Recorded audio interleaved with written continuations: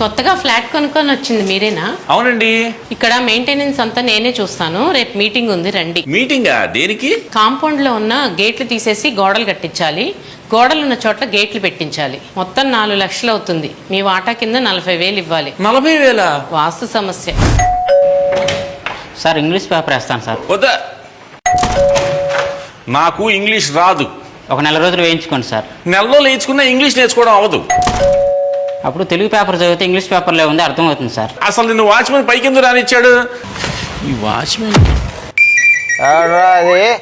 సెక్రటరీకి చూపిస్తా.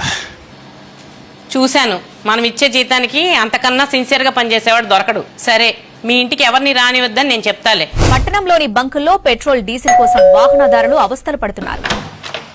నేను నిన్ననే చెప్పానా నీ టీవీ సౌండ్ తగ్గించోడమని? నీ టీవీ సౌండ్ నా బెడ్రూమ్ లో వినిపిస్తుంది. టీవీ ఎదురుగ్గా కూర్చున్న నాకే వినపడతలేదు, మీ బెడ్రూమ్ లోకి ఎలా వినపడుతుంది?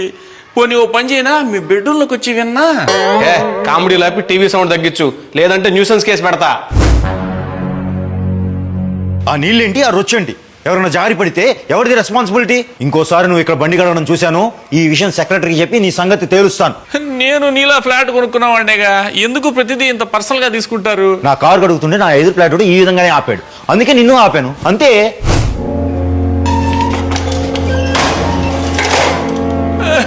నేను అసలు టీవీ చూడటమే మానేసా. నిన్ను రోజు గమనిస్తున్నా, లిఫ్ట్ డోర్ ఎందుకు అంత గట్టిగా వేస్తావు? ఇది కూడా సమస్యేనా? నాకు సౌండ్ పడదు, ఇంకోసారి డోర్ సౌండ్ వచ్చిందో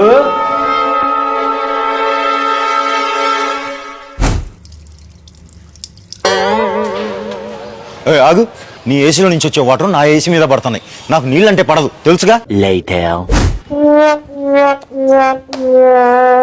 ఏమైందిరా? కింద ఫ్లాట్ ఆంటీ ఏమన్నారంటే, పైన ఏం కుప్పిగంతులు వేస్తున్నావురా? కింద మా ఫ్లాట్ లో కని శబ్దాలు అవుతున్నాయి.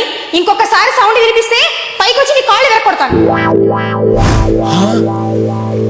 ఆగాగు. మీ ఇంటికి ఎవరిని రానివద్దన్నావంట. నేను ఫ్రెండ్ అని చెప్పినా వినిపించుకోకుండా పైకి వెళ్తుంటే కొట్టాడురా. మీ ఇంటికి ఎవరిని రానివద్దని నేను చెప్తాలే. ఏ మెయింటెనెన్స్ అండి మీది? సరే, ఈ రోజు నుంచి మెయింటెనెన్స్ నీకే అప్పచెప్తాను. ఏం చేస్తావో చేసి చూపించు. నీకు విషయం తెలుసా, ఈ ఫ్లాట్లో వాళ్ళు మహాముద్దులు. ఇంక నీ మొహం చూస్తే అసలు మెయింటెనెన్స్ డబ్బులు కూడా ఎవరు. నాకు వద్దు కానీ పట్టుకోండి. నాకు ఈ అపార్ట్మెంట్ వద్దు. ఫ్లాట్ అమ్మేసి ఊరు బయట పొలాల్లో షెడ్ వేసుకుని అక్కడ ఉంటా.